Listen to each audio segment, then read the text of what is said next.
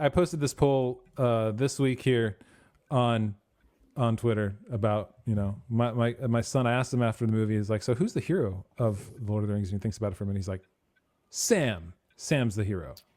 That poll is I'm surprised that Frodo got as many responses as it did, because Tolkien makes it very clear that the answer is Sam. He specifically says it's Sam. Well, so thanks for ruining the discussion there, John. That's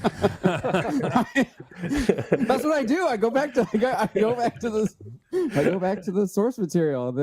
It's already been answered. All right, we're done. See you, everybody. No. just got the Tolkien. No, meme but here's the thing, right? I mean, it's the story. The story is Frodo is the protagonist, more or less, right? He's the central character, right? And the central character, 99% of the time, is the hero in heroic stories. And I don't think you can say that. I mean, there is a heroism to both of them, and so does Gollum have a heroic part to play in a way, because without him there would be no destruction at the end. Not that he would be the hero, but of course there's that. And so I just think it's interesting, because most people come out of it right away like, oh, Frodo, he's the hero, but then you think about it, you're like, well, maybe not so much once we start thinking about how, like, it was his burden.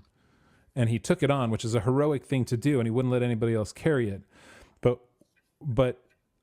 and the way that my son put it is, he's like, well, Frodo never saved Sam really, but Sam saved Frodo. I was like, at least in the movies. I was like, that's an interesting point and a good way to put it, because the hero, he does what he needs to do in order to lift up those around him in the end, right? He's doing that to lift them up, to save them, and that was Sam's goal with Frodo, more particularly, whereas Frodo was doing it because it was his burden to bear.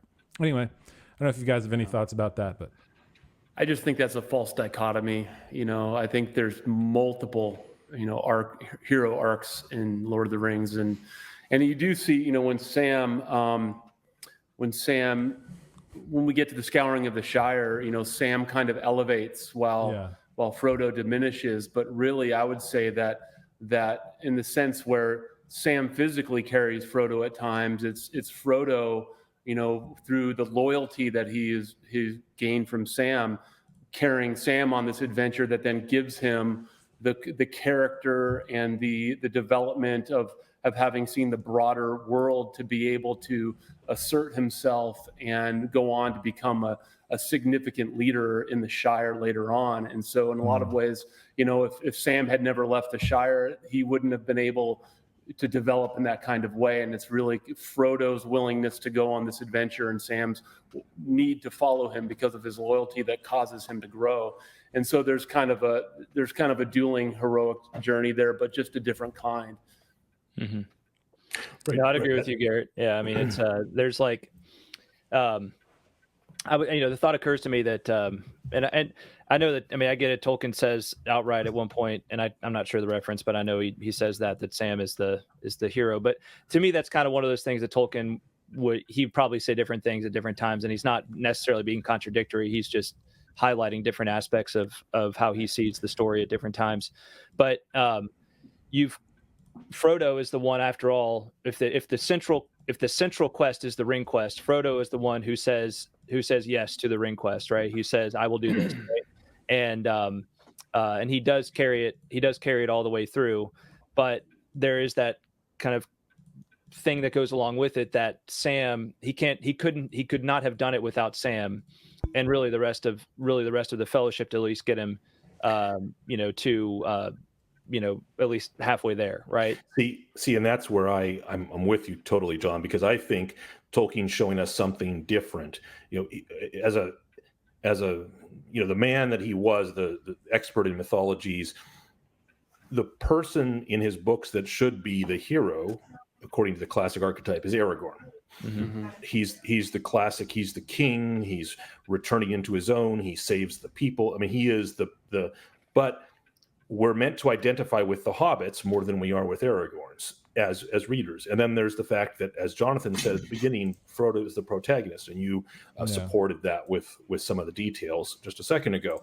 So you have that, and then you finish with Sam, and at the end of the story, we're left with Sam, like he's the last one that we're left with as as readers. We're carried with him. He's our final steps, and so all the way back into the home, which is the best ending ever. So there's a I think Tolkien's showing us different types of heroes, and he's just putting them all in the same story.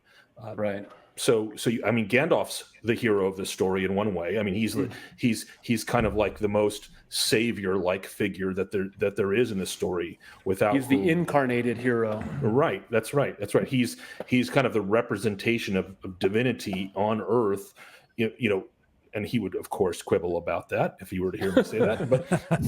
But he is in fact literally, as you said, Garrett, incarnated, and so he's a Maiar incarnated into flesh, and so he is, so he's a hero in a way, and so there's so many different heroes.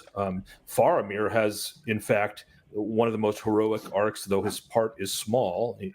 He was the one that Tolkien identified with the most, and the one I love the most, because my favorite as well. Yeah, and so I mean, he passes the ring test of all men. I mean, Aragorn had a head start; he knew it was coming, but Faramir didn't, and he passes the ring test among men, for whom the rings bear a special draw, or they seem to anyway.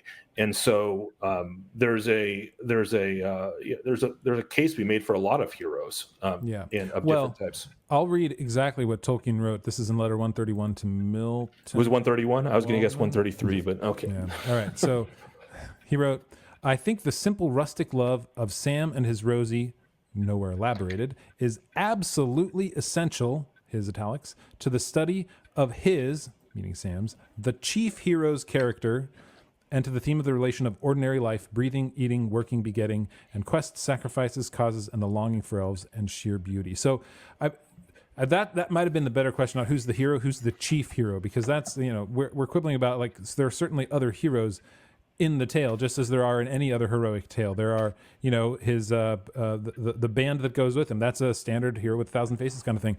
But who's the chief hero? Mm-hmm. And that's hard to pin down, because the story starts with Frodo and ends with Sam, right? It starts, and so that makes it hard, because, like, who are you really following? Because if we're going back to the Joseph Campbell hero with 1,000 faces idea, right? You follow the hero's journey, but maybe the hero switches in the middle of the story, and that's how Tolkien wrote it.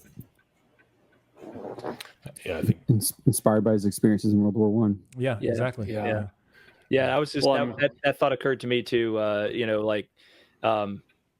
He makes so much of Sam as a representation of these kind of various men that he knew, who in a lot of cases were just 18, 19-year-old boys who were thrust into the trenches of World War One. And he, in a way, and again, like, Batman's. He talks so much about, like, looking back after he wrote the draft, and, like, it's the whole religious and Catholic work, what does he say? Unintentionally at first, but then as he was editing it, and intentionally, and looking back and seeing through this story, like, wait a minute, Sam, this is why I was telling so much, why Sam became more and more important as the story went along. In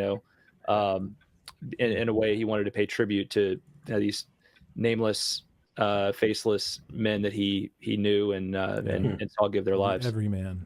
Yeah. Well, the foundation of, a World War I or a World War II, where you have an overcoming of this great evil, it's easy to look back and be like, oh, Winston Churchill, Eisenhower, these kinds of figures, they're the heroes because they're the ones that were seen and planned. But at the end of it, you're dealing with your basic level infantryman who is doing this because he does have a family at home that he wants to preserve, their way of life for. And without that kind of commitment to family, household, country at the most basic level, the great generals can have all the schemes, but it's not going to come to fruition.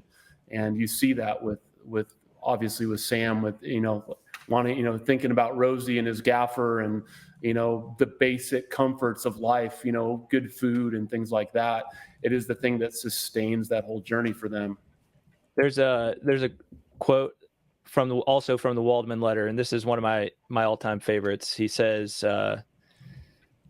he's talking about how Baron Luthien is the chief of the stories of the Silmarillion. And then he says, here we meet, among other things, the first example of the motive to become dominant in hobbits, that the great policies of world history, the wheels of the world, are often turned not by the lords and governors, even gods, but by the seemingly unknown and weak, owing to the secret life and creation and the part unknowable to all wisdom but one.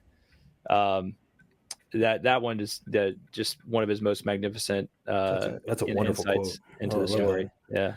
The wheels of the world turn. That's kind of Chestertonian too, like there's a lot of Chesterton kind of floating around of that same type. Absolutely.